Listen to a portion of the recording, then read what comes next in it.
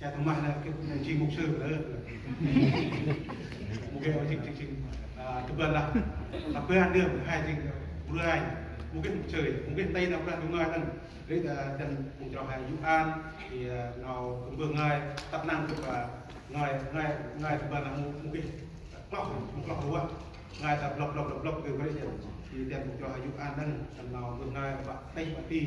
đấy là các bạn đưa đang làm ôi tập đoàn đang thì nào đây nào phát đấy nào ra đúng ngay thì làm group sport còn tàu tu nước thì tên một thầy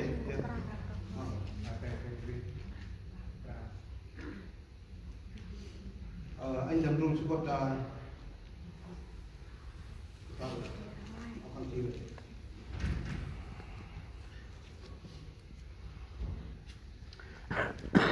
anh ta bên rong ngoài tập tầm rong chích thì áp năng cùng hai sang tí vời thì ngoài cái thì này lo mà cực rất phần nào ra đúng ngoài ha thì cần làm đi của sao an thì cần cả địa bạc tôi là được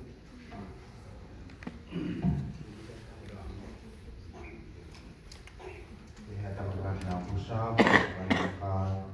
để cho bạn phải làm các chủ động tôi vừa hết đặt đủ chúng ta đóng thì quay trở lại ngoài là hết với chân nào ra đặt đủ cái con ra bên ngoài các bạn đông mù này bao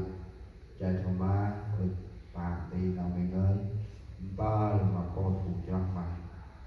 rồi ngoài chân ranh ra ba phụ tôi mà tôi bên băng anh bằng bao đi rằng hoàn tinh năm nào ranh ra ít chẳng lao bên đấy chân ranh ra sắm ba sắm tây sắm bần hi kê mà hết kỳ sâu cổ khai tròn chân tầm nào mình người nào mình ơi chìm đầu người cái đây nào mình ơi chìm đầu người đi chia ngân thì kít thì là bạn đó là một kết rạng quá rạng đủ sầm tì đi chạy cho mang một hình rạng mai cặp còi bắn nào bằng bước ngơi cụ tôi bắt cho mình bằng một hình rạng mai điểm lại ngôi cô phù cho cấp nhất anh thấy cái thời gian đồng bạc tầm bản này bước sau nhờ sao được ăn bằng cụ nào mà còn phải Jesus Christ chỉ là phần đồ đăng thì ôi người lấy lại cái ba là một lần sau rồi gặp cái nam anh chỉ rằng riêng anh ta mà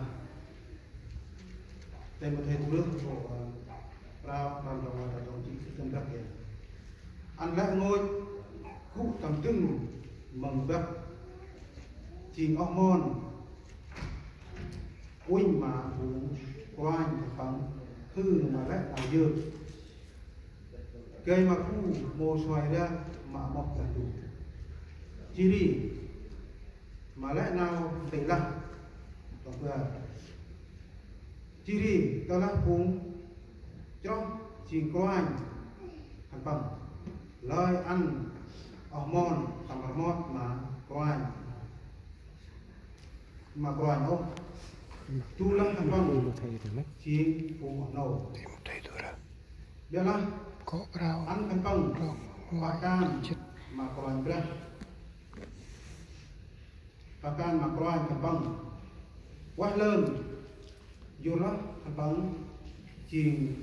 cũng cho chỉ đi cũng rong chỉ đi chui nào cũng quay mà thằng bằng cũng quay nào đầy tây chỉ đi nào rong mà nào rong đây chỉ